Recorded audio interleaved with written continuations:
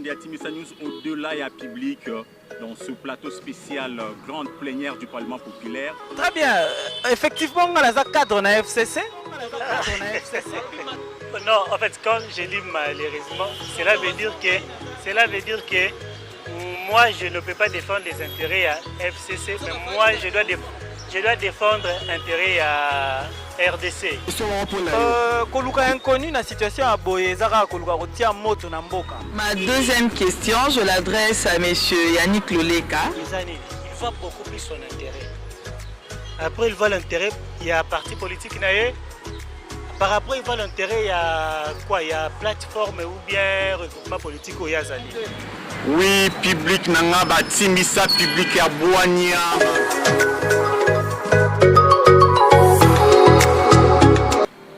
Bandeko Balandi à Timbisa News, Parlement populaire. Les Lotozali na grande plénière publique. Kasi, les lots nazanga imokote, nazali na public. Oyo, baye ko assister na kati ya émission Oyo. Jeunes Oyo bazali intéressés na développement ya ba communauté na Bango. Est-ce que ba Timbisa ke bozali? Oui, Bandeko Balandi à Timisa News au-delà et à public dans ce plateau spécial grande plénière du Parlement populaire. Je suis en face de moi na deux invités. Mais mon cousin Anzila à Zakoya. Invité nanga liboso et Zali Bongo monsieur Yannick Lukusa. Yé Azali Bongo président national et à parti Agir. Invité Nabiso ya Mokolo ya Lelo na grande plénière ya Parlement populaire ya Lelo tozali bongo na Yannick Loleka. Yannick Loleka yé azali bongo secrétaire général ya mouvement socio-politique PPCA. Bonjour Neko. Oui, Bandeko Balandi à Timbisa News Parlement populaire, je crois bolandaki na chaîne YouTube, chaîne Facebook na biso. Présentation ya ba invité na biso ya lelo. Vous allez qui ebele ya kotinda ba question na ba commentaire pour biso to tout na bango pour ba na ko éclairer bino sur les actualités de l'heure. Et alors to comment ki bongo que il est le président national du parti Agir et enseignant d'université, monsieur Yannick Lukusa sera notre invité de ce jour dans la plénière publique du magazine Timbisa News Parlement populaire. Et bongo to yebisa ki bino ke to ko tuna ye mituna.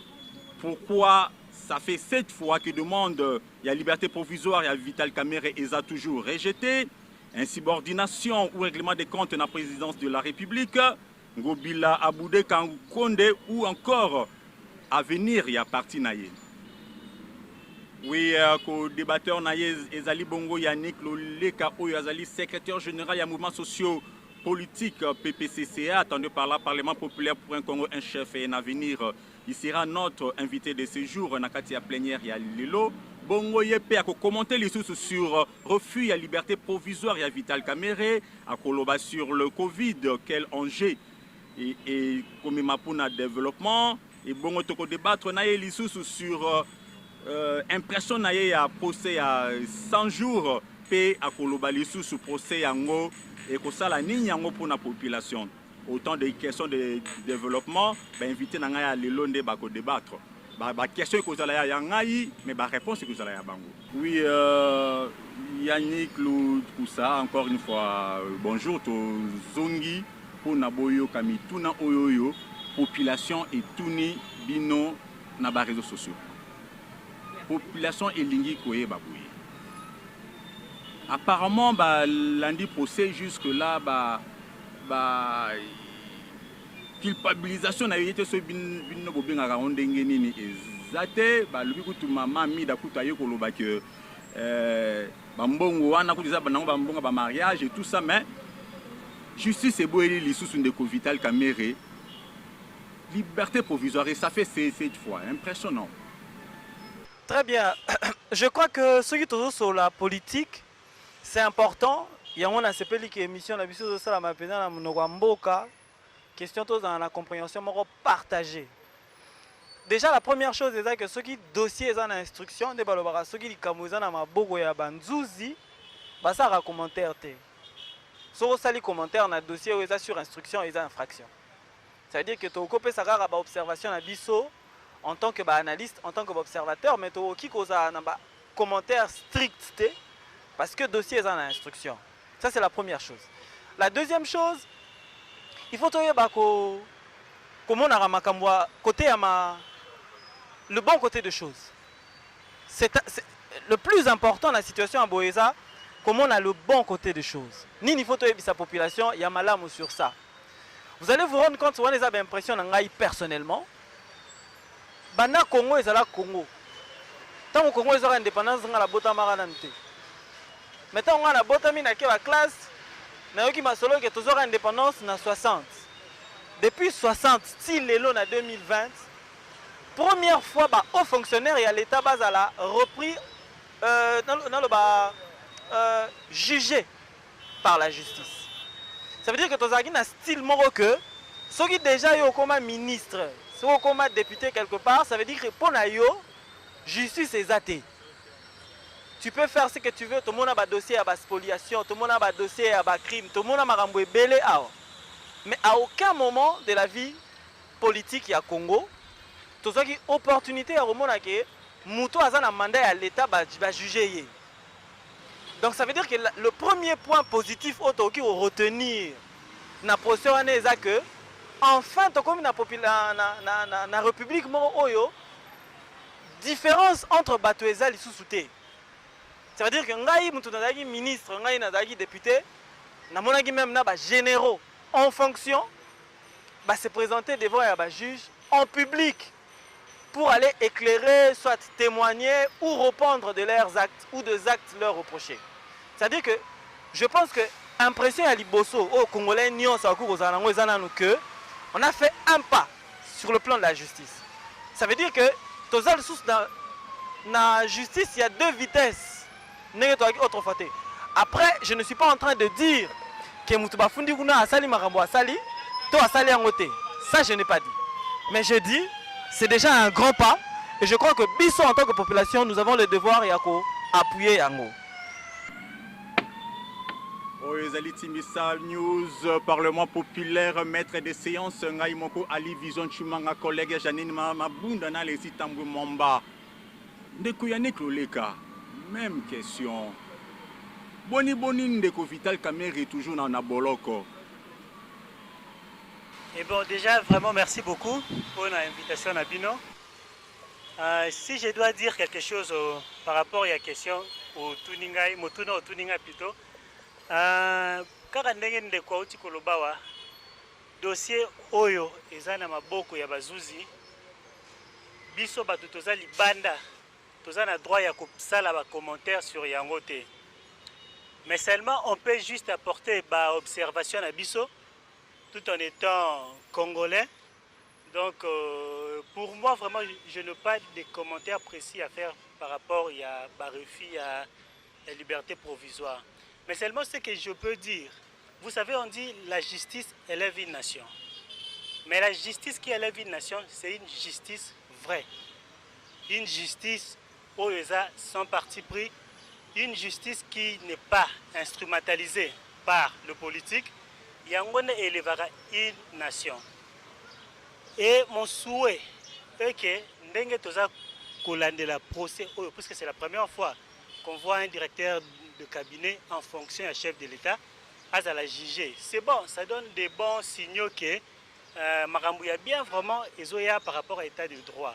Mais seulement on veut que tout utiliser justice pour un règlement des comptes. C'est vraiment ce que je peux dire par rapport à ça. Mais s'il faut commencer, et s'il faut commenter plutôt, dossier instruction déjà, dernièrement, il y a une instruction qui est Souka. Et la plaidoyerie est le 11. Donc j'espère que biso tout toujours rêver à une vraie justice. Justice c'est comme ça musala na ngo ndenge esengeli. Celui qui est condamné va condamner. Oyo aza innocent ou culpabilité, ils a prouvé va libérer. C'est à ça que moi j'espère vraiment. Ouais, c'est ce que espère Yannick Loleka. Bon, tout le monde balé ba mwanze beta mi trop na ba réseaux sociaux. Lobi mais actualité on dirait FC ça vandanie mais azobomba nini. Un petit commentaire en tant que analyse parce qu'on dirait que on dit FC ça zawana mais c'est comme ça boyo mi ça. Ndeko Yannick Lukusa donc je crois na bandeko je crois ba monyo lisusu zalaki bongo candidat député national na compte ya Funa. Dans le mouvement politique qui est FCC, vous pouvez éclairer l'opinion na bango? Très bien. Effectivement, dans le cadre de FCC, je suis de FCC. Nous avons tout à l'heure. Koluka inconnu dans la situation à Boye, Zara Koluka retia moto na mboka. Koluka retia moto na mboka, eza question, eza procédure ya malamu te na eska toza lelo. Ngai personnellement, je ne parle pas par rapport à compte, il y a famille politique, na propre chef, selon mes impressions, c'est-à-dire mon avis personnel, respectable. Natala qui peut procès. Natala qui procès, neti moutou, neti batnyo son azota la procès. Et plus Nathalie procès, plus na se rendre compte que le plus important est à procès ane kendati na souka. Et puis tout l'année là-bas, issu nango. Parce qu'aujourd'hui, ceux qui sont responsabilisés FCC. Quel est l'intérêt de FCC de voir le directeur du cabinet de chef de l'État, qui na famille politique na ye, qui na élection ensemble, à Kota Makala? Quel est l'intérêt de FCC? Place, il y a directeur de cabinet et chef de l'État. Est-ce que ça côté à FCC? Non. Ça veut dire que ça a intérêt à bisoter. Bon, supposons que tu as posé à tirer la ficelle. Si on est que tu longoli directeur de cabinet et chef de l'État, paiement et chef de l'État. Avantage à biso FCC Zanin. Continuer, c'est parce que tous les alliés belé dans le cadre. Non, c'est juste pour dire. Ok. Mais comme ils ont FCC, oui, ça veut dire que bango pe bazala ne posa koloba parce que biso FCC et bandeli. Si souka ya dossier wana toza ata na intérêt ndenge koloba intérêt mon côté. Intérêt bozana ngo mais ça na ko débatteur na yo nini à commenter. Moi, commentaire à mouké juste 2 secondes, c'est parce que l'État loté, yo pose FCC. Non, malheureusement, naza na mopanzi à FCC, naza na mopanzi à cash. Ah oui. Bamba mwanze les obéta na réseaux sociaux n'en parlons pas na balabala partout. Non, en fait, quand je dis malheureusement, cela veut dire que moi, je ne peux pas défendre les intérêts à FCC, mais moi, je dois défendre l'intérêt à RDC. C'est ça vraiment. Et puis que ce soit FCC, que ce soit Cash, tous les alliés, non? Toujours dirigés ensemble. Donc, je crois qu'il y a un inconvénient à ce niveau. Mais seulement, ce que moi, je regrette, hein, je ne parle pas d'il y a FCC. J'ai dit en général, vous savez, procès Oyo, c'est bien. Mais il a quitté la façon dont politique congolais, ou je dirais bien politicien congolais, Bazali. J'ai vraiment un regret de voir que pendant le procès Oyo, j'ai compris qu'il y a des politiciens qui sont là, ils travaillent dans l'institution Moko, mais permettez-moi de le dire, Bolingo Ezate. Et je vois aussi des institutions où ils osent faire partir dans l'école, mais au moment moi, incohérence ezali. Hein? Moi, incohérence ezali, incompréhension ezali, et puis surtout Bolingo ezali. C'est ce que je déplore d'ailleurs. Surtout Bolingo ezate, surtout Bolingo ezate. Je crois, moi, Namboka Yannick Lukusa, le logo mes allés tumba ba Yannick. Donc, vous comprenez, on a besoin de c'est parce qu'il faut un cadeau sur le combat Moutou. Moi, Namboka Yannick Lukusa. Bah, moi, ça te fait la vérité. On a évité, mais politique, comment on a un barabala. Bah, l'objet que Bino FCC. Le collabo Limoussa Palou. L'objet ta calcul. Fina INC. Fini INC, vous 6 na INC.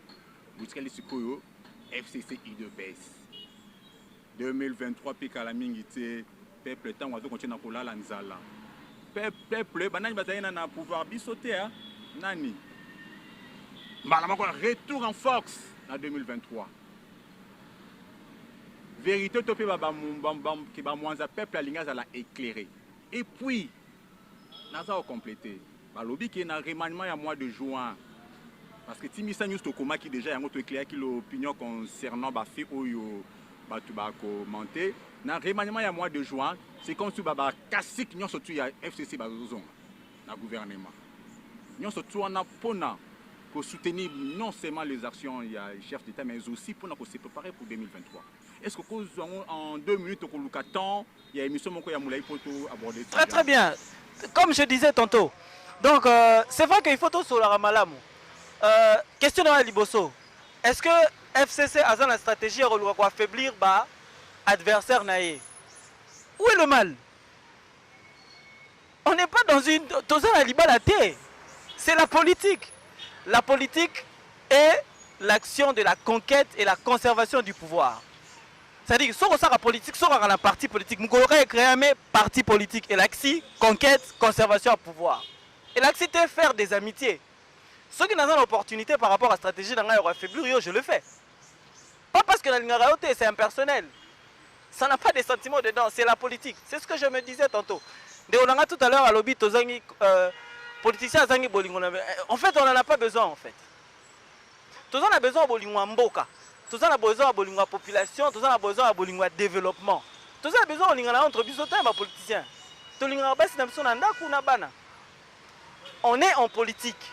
FCC c'est une machine en politique qui est là pour la conquête et la conservation du pouvoir. N'engema on a bandego en face. Si on peut baser la poste et la conquête et le pouvoir, pas ça là yango. Si on peut baser l'opportunité à affaiblir FCC, ils vont pas traîner ou ils vont pas voilà. Donc par contre, il faut que ça na loyal. Hein, il faut ça à la loyale et ça correctement. Nous n'avons pas besoin de relaxer en public.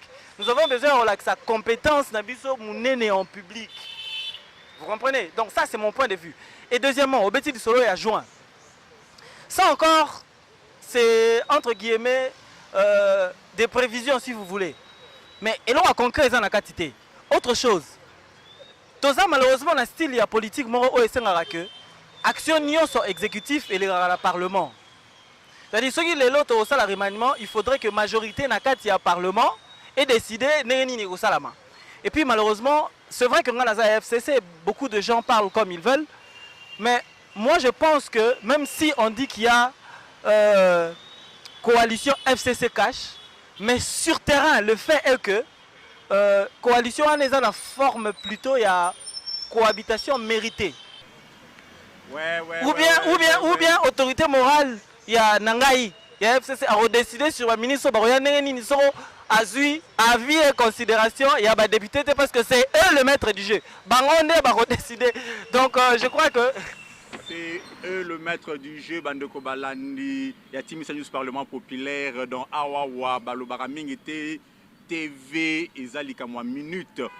Et alors, je crois que Yannick Lukusa a éclairé Bino que Ezaba prévision, c'est pas encore de décider. Nous surtout ceux qui bomoni mutuya, ceux qui paient coalition Ezalana batu comme INC IDPS, Bolzalande ni kuna. Tout le monde mutuya INC moko. Tout le monde mutuya INC moko, c'est-à-dire que non maman ya député bibi vota qui. Donc c'est un peu ça donc sikoyo lokola bino FCC boza majoritaire donc bozo dunda nyonso. Alors comme même na ko favoriser ba insubordination to yebate affaire ngobila na Gilbert Kankonde. Il faut vraiment des Kabongo. Je crois que c'est la même question pour mes deux invités. La subordination, il y a Ngobila, ce peut-être bien Ngobongo face à Gilbert Kankonde.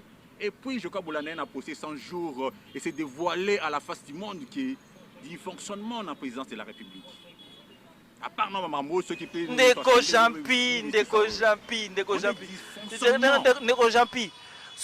question, surtout à les réseaux sociaux, ça a un filtre préalable. D'abord, insubordination. Nandé a déclaré insubordination. Parce que non, mais constat, il faut un soubassement. C'est-à-dire que dans la forme administrative et juridique, il y a un abisso. Et ça, la compétence de déclarer insubordination.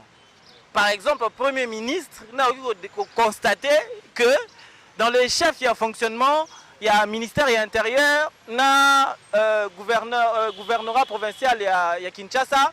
Il y a eu insubordination par rapport à telle décision ou telle instruction donnée et pas observée. Mais sinon, Motonio Soter à tel bolobi, action en élaxi insubordination. Non. Nous sommes une jeune pays décentralisé. C'est-à-dire, structure, il y a décentralisation, et c'est-à-dire, comme nous, on a un niveau moroté oyo, la procédure, nous, c'est tout le temps déjà malamou. Décentralisation à pouvoir et la réalité nango. Ça veut dire, le gouverneur de la ville de chaque province, c'est un peu comme le président de chaque province. Un peu comme un petit président.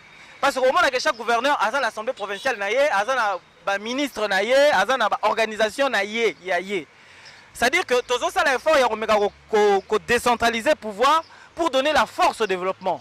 Oui, ouais, moi pose Yannick Lukusa. Vous êtes timide du Parlement populaire. Tant que on a moi pété pour la na peine que na mukuse. Imaginez que maman azanzala Hollande timisa yo ka bloko zo côté yo bimao. C'est quoi est-ce qu'on chuter na spectacle tout le monde na possession jour. Spectacle. Bon, tu bien bon on dit non, Mokil mo bimba et mon un conseiller spécial on dirait on manquait cher. C'est un principal. Directeur de cabinet, bon, on a évité un public qui peut malgré tout. Non, il s'agissait d'un prévenu et d'un témoin.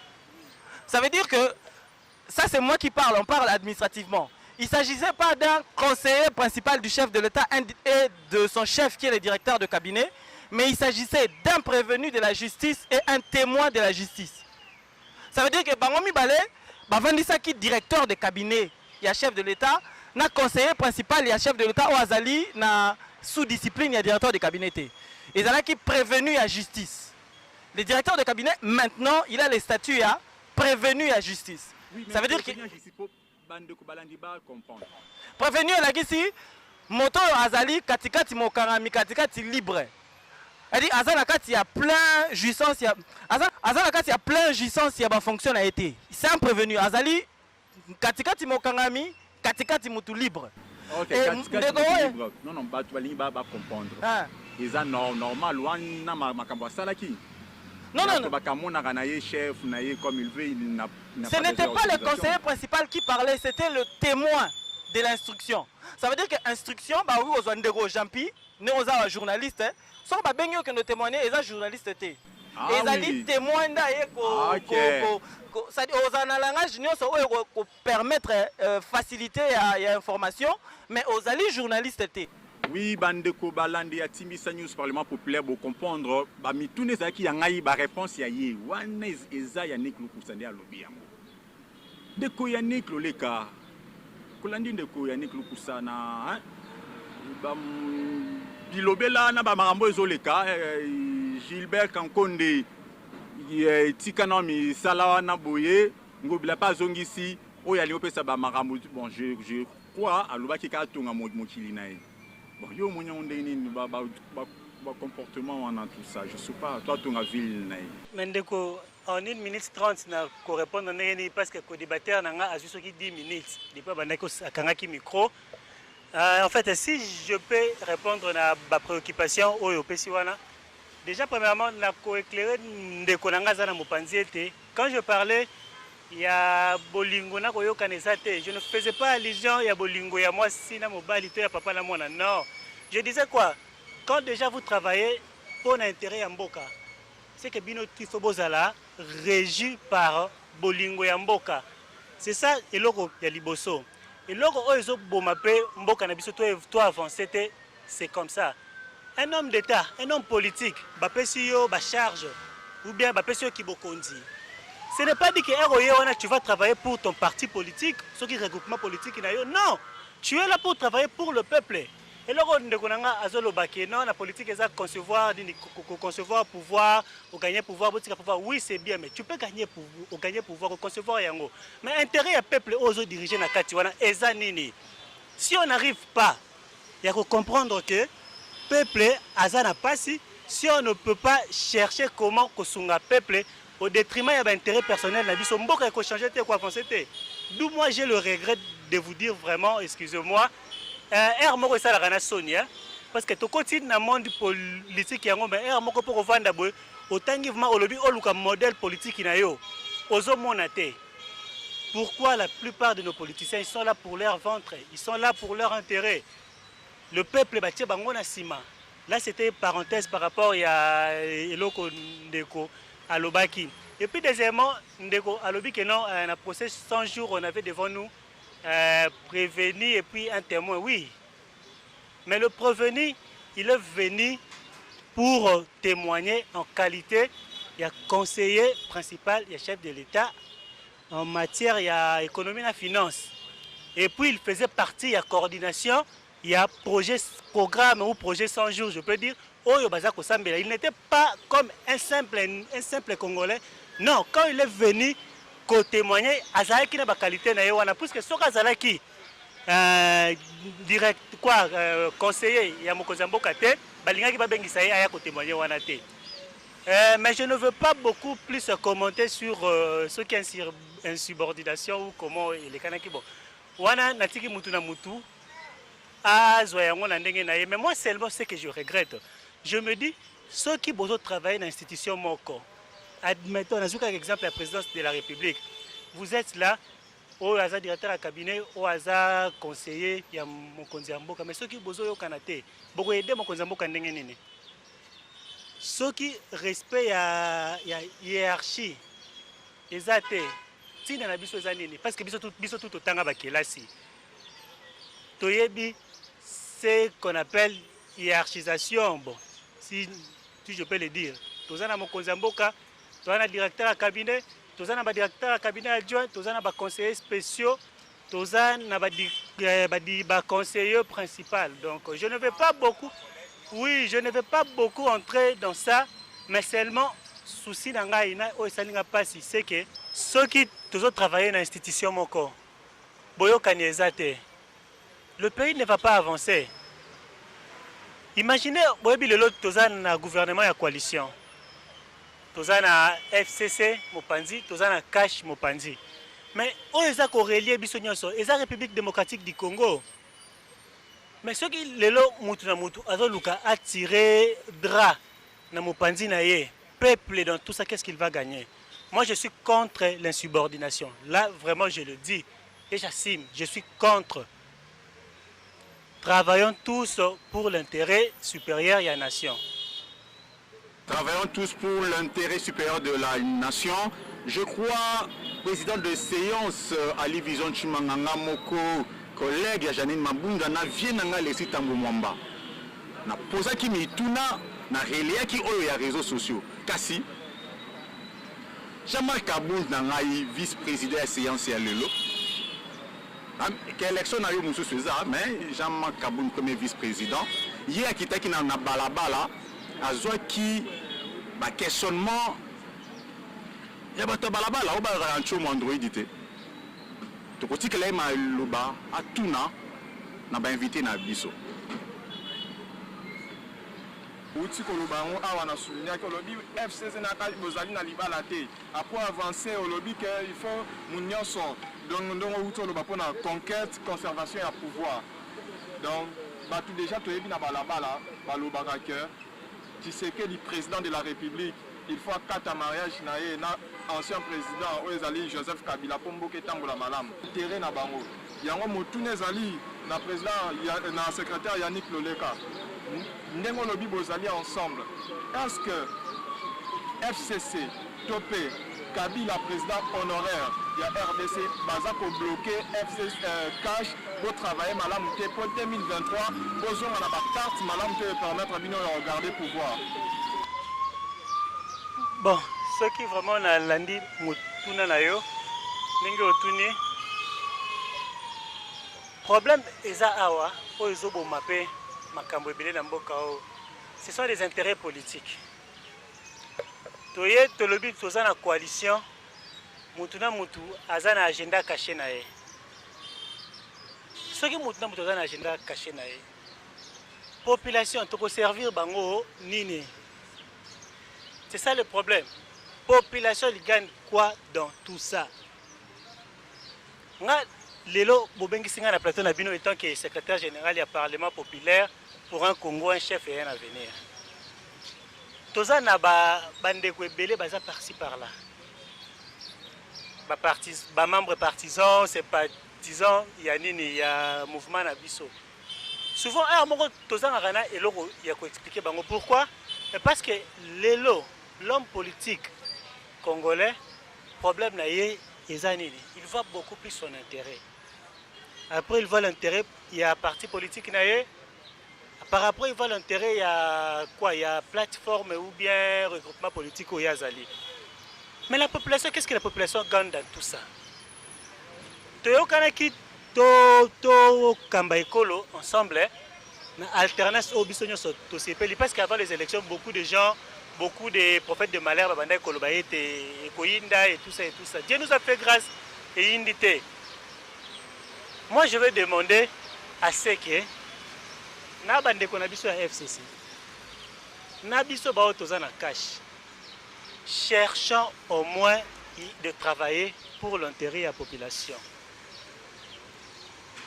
Et ce que je vais demander aussi, Namokonzi Mboka, étant que garant de la nation et des institutions, ils doivent jouir pleinement et na prérogatif pour mettre fin à mes attentes des conflits politiques et aussi la terre, les lobeza entre gouverneur et ministre intérieur, entre oyo, ça ne nous honore pas.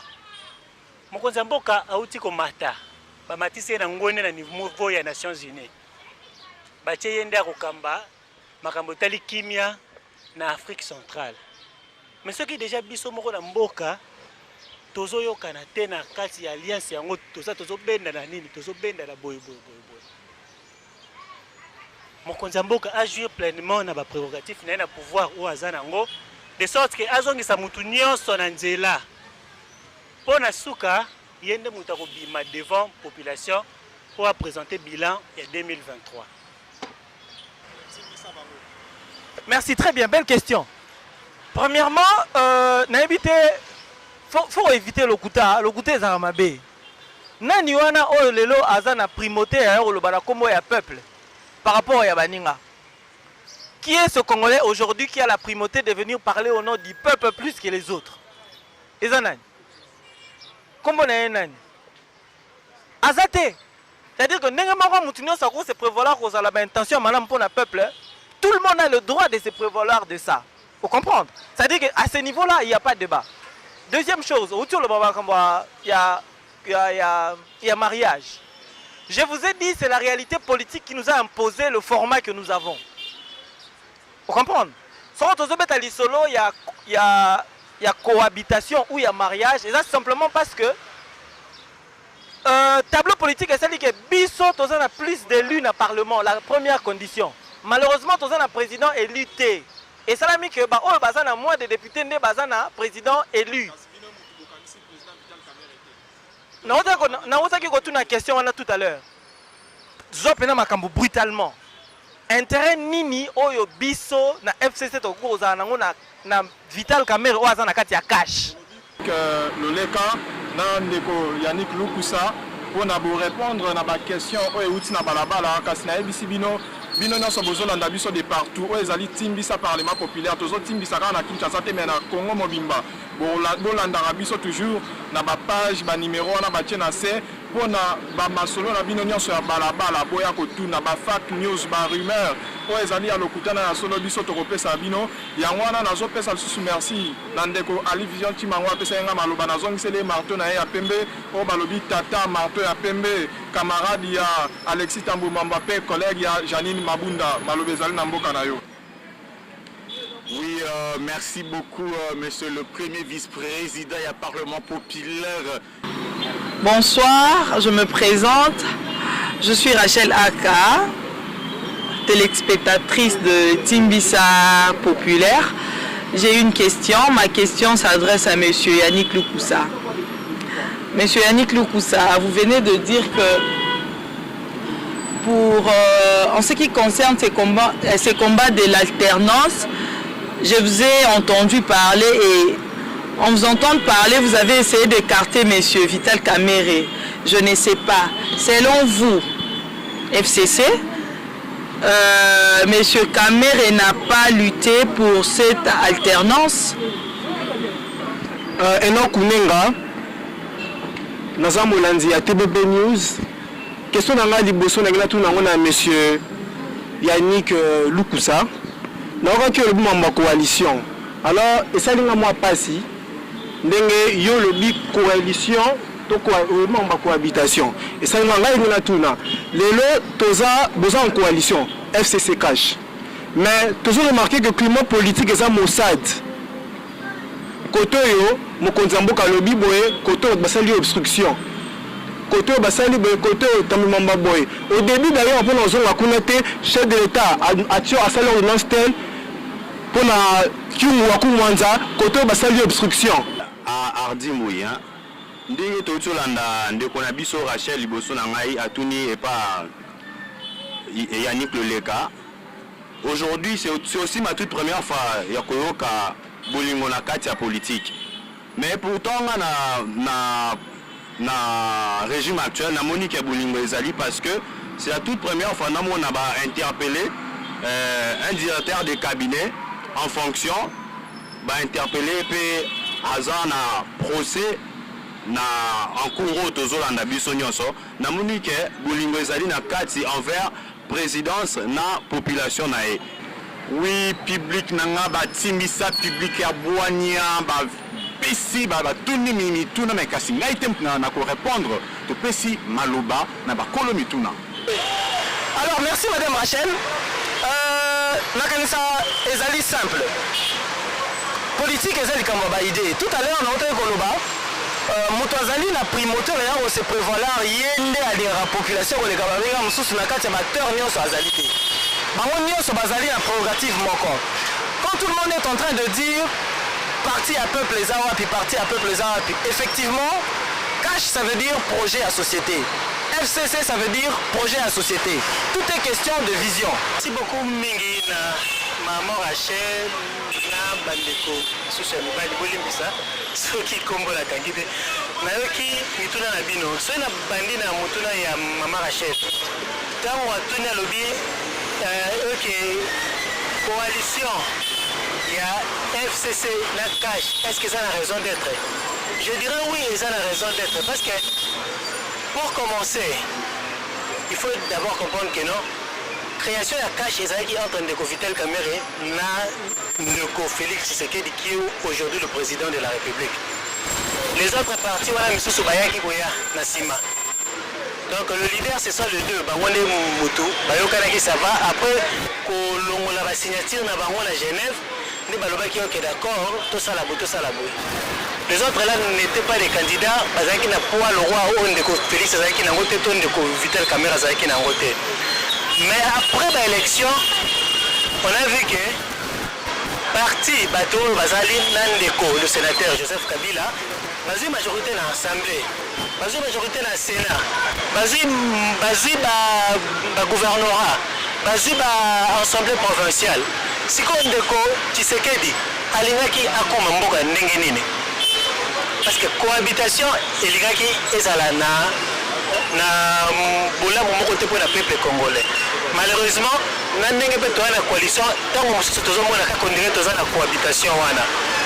Donc vraiment la coalition FCC cash ils ont la raison d'être là parce que il a fallu kokamba ensemble pour toza na régime moko oyo mibe comme isusu avant et se mettre en pratique il faut les canaux de l'Assemblée nationale. Oui, Bandeko Balandi à Timbisa News au Parlement populaire. Yakoloba Ezalaki et Belé. Je crois qu'on rappelé la qualité à invité. Je crois na yambaki ndeko Yannick Lukusa oyo azali bongo président national ya parti Agir pe ndeko Yannick Loleka oyo azali bongo secrétaire général ya mouvement socio-politique Parlement populaire pour un Congo, un chef et un avenir. Bazalaki na ebele ya koloba. To silisi ba matière te me to ko yebisa bango ba izonga po to solo la likambo ya enjeu ya Covid. Après Covid et kozala ndenge nini mais Covid ezali to continue toujours à respecter ba geste de barrière. Ne eloko yo ezali malamu. Ko bosana ko sokola ka ba maboko te tambolaka toujours na ba cache ne na yo to ba masque na ba lieu public. Donc je crois que comme na suka ya émission na biso, je crois que annoncer ki bino ke tozala ki na ndeko Abel Munono azala ki na nzela. Je crois technique ezali ko yebisanga a komi mais Abel Munono to kozoe na commission ya Parlement populaire pour na ko expliquer sur qu'est-ce que on attend par plaidoirie parce que Abel Munono azali juriste et opérateur socio-culturel. Timisa populaire la grande plénière to commune à Souka kasi to conseiller ça boete to ko remercier batu ba oyo ba sali que to travailler magé ba condition oyo mais awa ici ka toujours tourner so bo moni mulili boy courant ekei habitude ya Kinshasa courant kei mulili za ndanga boni pamba la mo mulili mais na sima ya caméra to na prise de vue to zala ki bongo na Alex Bagula na Gishaka Tumba kasi tokende bongo ta toko remercier moyen technique oyo tozwaki ezali bongo studio MVH bolanda inga na ebandeli nazalaki monge bungebu alors ezalaki maquilleuse internationale Samuel Abams. Te remercier bino nyonso tout balandi ya Timisa News Parlement populaire. Restez connectés na ba chaîne na biso nyonso tout kasi ngai na soki awa te kasi bo retrouver na ba réseaux sociaux na biso.